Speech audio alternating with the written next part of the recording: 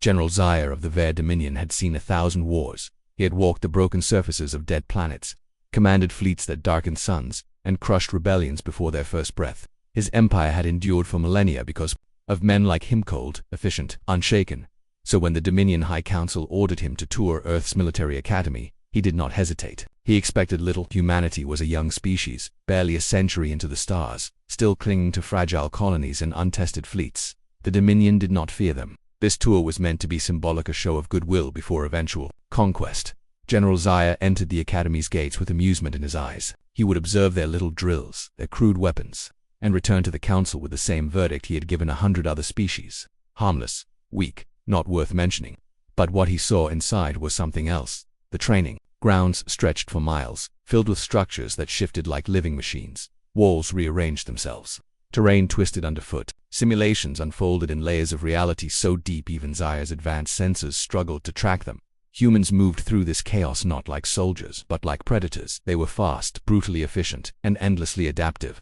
He watched cadets barely into their second decade dismantle enemy formations in minutes. Their strategies changed with every breath, as though improvisation itself was their weapon. Where Dominion soldiers relied on centuries of rigid doctrine, humans thrived in chaos. One exercise chilled him most. A group of cadets was thrown into a simulation where they were hopelessly outnumbered. Dominion doctrine dictated retreat, conserving forces until reinforcements arrived. But the humans did not retreat. They scattered, they baited, they used debris, shadows, even the failures of their own equipment as traps.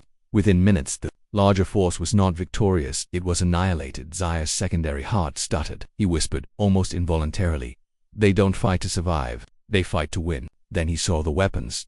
Not the rifles or cannons, those were advanced, but recognizable. What horrified him were the prototypes hidden deeper in the grounds. Devices that bent light into weapons sharper than thought.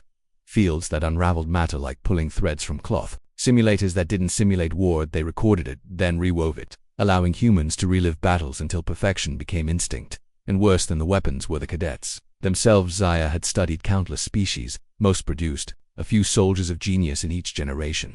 Rare, exceptional minds who turned the tide of wars. Humanity was different. Every cadet he observed fought like those rare prodigies. It wasn't training, it wasn't luck, it was something deeper. He realized it during the final demonstration. The cadets were placed against an AI simulation modeled on the Dominion Armada, the very fleet Zaya himself had commanded.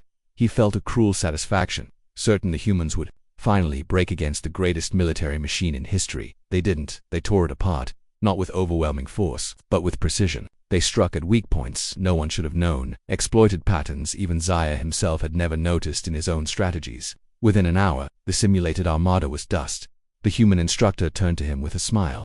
"This is only their first year." Zaya's mouth dried. His secondary heart hammered. For the first time in centuries, the general of the Dominion felt fear. The realization was like cold iron. If this is what humanity trains in its youth, then when they come of age, no empire will survive them. When he returned to the Dominion High Council, the great chamber fell silent at his report. They expected triumph, they expected mockery. Instead, General Zaya, who had never once spoken in fear, spoke with a voice that trembled. "We believed humanity weak. We believed them untested. But I have seen their training grounds. I have seen their cadets. If we go to war with them, it will not be their end. It will be ours. Humanity does not prepare for battle. Humanity prepares for conquest." The chamber erupted in disbelief. But Zaya said nothing more. He had seen the future with his own eyes, and it wore the face of humanity.